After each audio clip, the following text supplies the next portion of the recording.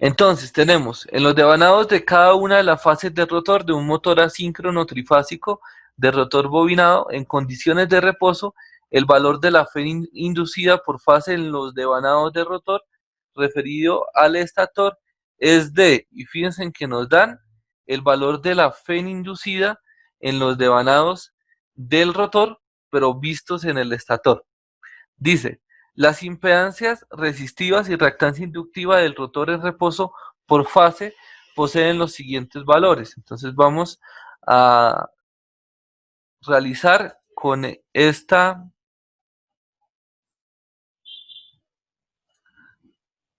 análisis, entonces vamos a realizar el modelo que ellos nos están dando. Entonces, en este caso, nos dan el valor de R2 y X2, que están relativamente altos, ¿cierto? Debe ser una máquina grande. Entonces R2 es 6 ohmios, recordemos que esto es R2 es reposo, entonces si expresamos el modelo como R2 sobre S, S es 1, por lo cual R2 es 6 ohmios, si queremos dejarlo como estamos acostumbrados a analizarlo, sería 6 sobre S, y la reactancia, que para este ejercicio vale 14 ohmios.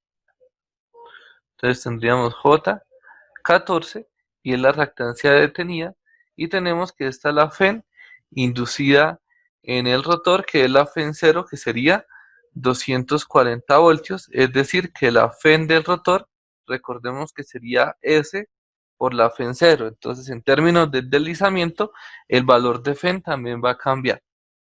¿Qué nos pide el problema? Entonces, en el inciso A nos dice A, determinar el valor de la corriente que circula a través de cada fase del rotor en reposo.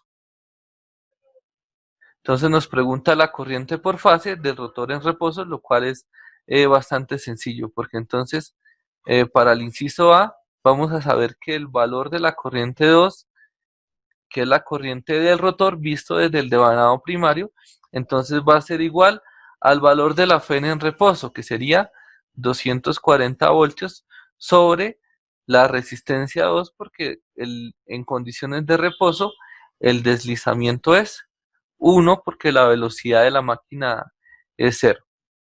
Y entonces tendríamos que sería 6 más J14. Esto nos daría, listo, a mí me da que esa corriente es de 15,756,7 a un ángulo de menos 66,801. No sé si les da igual.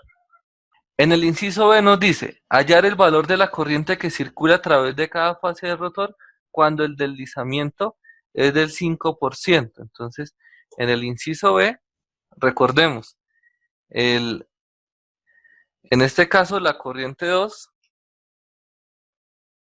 se puede calcular como S E sub 0 sobre R2 más S X sub 0 J, ¿cierto? O con el despeje de la J, de la S, que es lo mismo, que sería E sub 0 de R2 sobre S más X sub 0 J. Entonces, para que el ejercicio nos quedase bien acá, hay que dejar la FEN quieta. O sea, acá sería 240. Y nos serviría, o lo hacemos como lo tiene el libro, que sería 0.05 por 240 sobre 6 más 0.05 que multiplica a x sub 0, es decir, 14j. Y los dos resultados deberían ser iguales.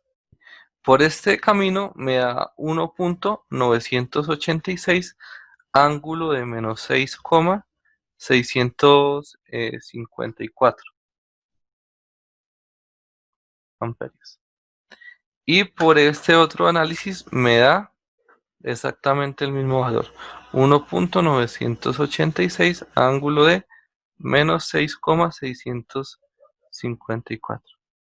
Entonces, listo, ¿qué se debe considerar? Que esta ecuación, en donde El S divide es ya con la corrección de la FEN, es decir, que se va a dejar con la FEN sub 0 en esta parte. Y si no se hace la corrección de la FEN sub 0, entonces se deja el modelo con ese epsilon sub 0, la FEN sub 0 y el S en la reactancia, que fue de ahí de donde partimos el análisis, que fue analizando el rotor, cómo la reactancia del rotor cambia en términos del deslizamiento, es decir, porque la frecuencia es variable y hace que este valor de la reactancia cambie, y cómo también la velocidad hace que el valor de la FEM se modifique, pero llegamos a esta aproximación que es válida y acá se puede analizar que efectivamente funciona, o si lo quieren analizar directamente, como era en un principio, pues se puede hacer por este camino. ¿Listo, muchachos?